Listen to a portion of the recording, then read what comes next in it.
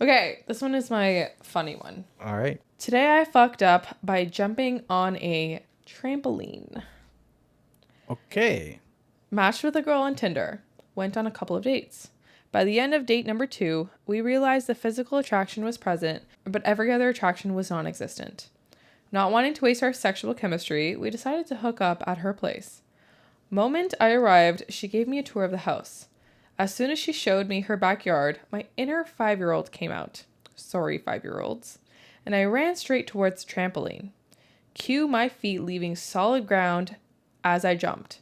Mid-air, I heard a girl screaming at me in the background, but her reaction made no sense to me until my feet went contact with the surface of the trampoline. It was not a trampoline. It was a swimming pool cover. A fact that became obvious as fuck when I instantly became submerged in water instead of bouncing up and down. My life flashed before my eyes, especially the moments when I thought about going for swimming lessons but never did. I was not only fighting to keep my head above water, but also fighting the pool cover from closing in on me. The girl whose pool was trying to kill me was nowhere to be seen.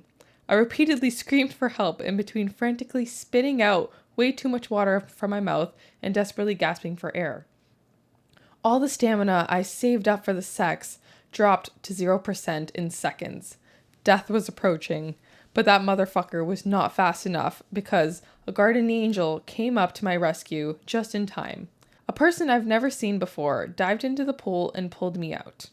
When I was done coughing up water and calmed down, I was looking up at 2 people standing over me. One was the girl who was going to sleep with me. The other person was a totally naked wet guy, lying on the ground after almost leaving the living, and then suddenly seeing another man's dick from a low angle was not how I expected my evening to go. Based on the conversation that followed, I learned that the naked wet guy was the housemate of the girl I was going to hook up with. While I was literally fighting to stay alive, poor girl ran into the house and got naked wet guy, who was in the shower at the time, to come and save me. I awkwardly thanked naked wet guy for saving my life and apologized to pool girl for being an impulsive idiot. Naked wet guy joked that it's been a while since he went skinny dipping and offered to borrow me some of his dry clothes. I said it was okay, but he insisted.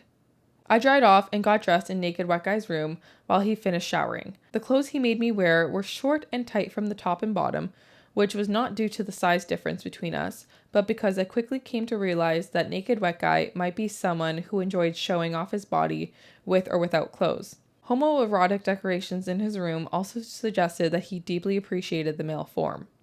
The vibe was beginning to make me feel like I was just about to have sex with naked wet guy instead of pool girl, especially when he was making low-key, inappropriate jokes in the shower about what the best ways were to repay someone for saving their life. I got out of the room before a naked wet guy got out of the shower. The plan was to proceed with the original plan, aka sleep with pool girl. But she was no longer interested in the plan because when I saw her again, she didn't even react to the super tight shirt and shorts I was wearing. Less than 5 minutes later, I was on my way home, telling the Uber driver the whole story and ended it off with how pool girl said she was calling it a night because she was struggling to look at me without seeing me drowning. The Uber driver laughed and said, "It's called drowning in pussy, not drowning for pussy." I was too mad at myself to laugh. Oh my God. That's so scary because, like, I've heard stories of, like, the pool cover. Like, if you jump in the pool cover, like, it comes around you and you can't really swim out because of, like, the fabric, and people drown because of the pool covers. Pool covers kill people. Holy fuck. Yeah. Scary. Yeah. Hilarious. Yeah. Oh my gosh. Dude's lucky. He's like, where'd she go? She ran in to get help. Imagine, like, you're in the shower and, you know, soap's in there. The roommate comes in. Help! Help! There's someone drowning in our pool. He just runs out there. I'm just concerned, like, how did he think that it was a trampoline? Yeah. Maybe, how do you get that mixed up? Maybe it was, like, off of the porch. It was, like, level with the porch. He's like, oh, yeah, we're here. It's black. I feel like the only pools I've seen are, like, very clearly pool looking. Like a round pool. Like the round ones that are above ground. Black cover. They would probably be above ground on the same height as a trampoline. And it would probably be connected to a porch. But then you wouldn't be able to drown in that. Those are shallow. Well, I mean, they're usually like, yeah, I don't know. I don't know. They're usually like neck high. Are But they? yeah, if you have any of those round pools, you know what I love to do? Like one time my friend had a round pool and we were there for like a pool party in the summertime when I was in like, I don't know, grade school or something, grade 8 or something. And there was probably like 10 of us in the pool. And we all just started running around the outside of the pool, and you could use the barrier to kind of like pull you along. Yeah. And we just kept running and we just kept running.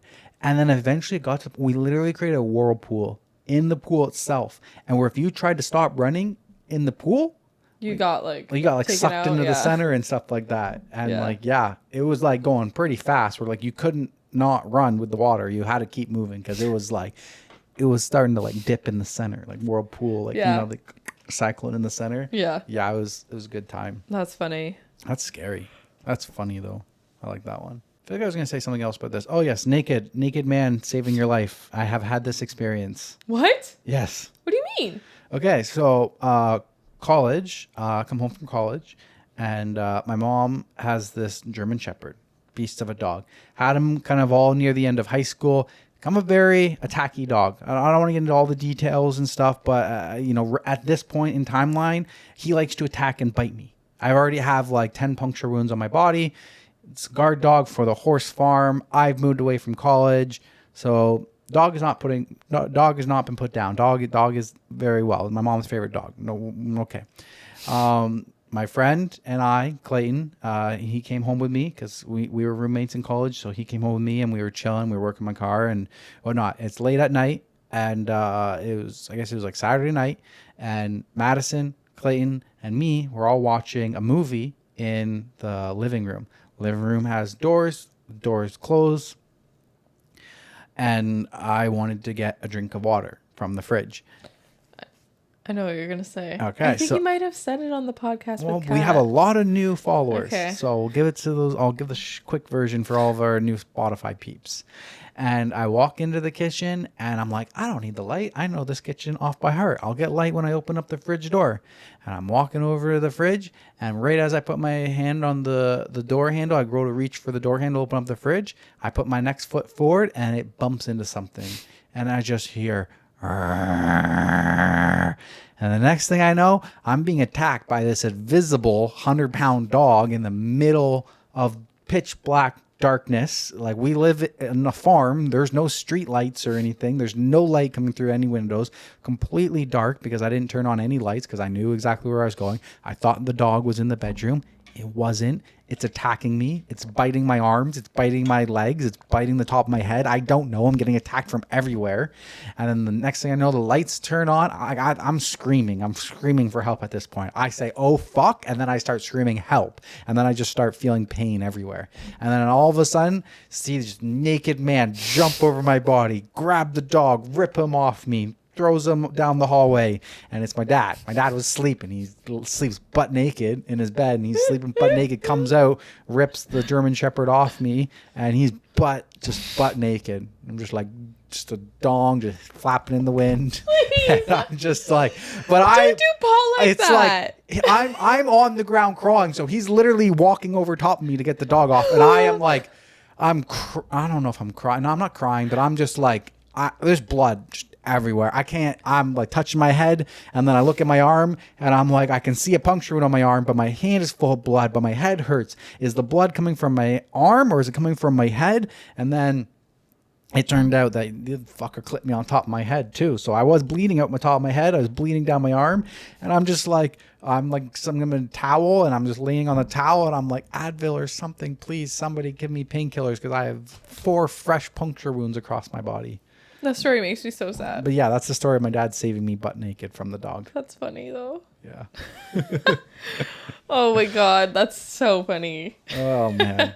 I mean, it wasn't funny for me. I was in a lot of pain. No, yeah, but like your dad. Yeah, poor guy. Coming He's just in like, he's naked. just trying to sleep. He's got to wake up at 5 a.m. or something like that, probably. And he's sleeping butt naked. He's got to run down the hall, save his kid. All right, let's move along. Let's.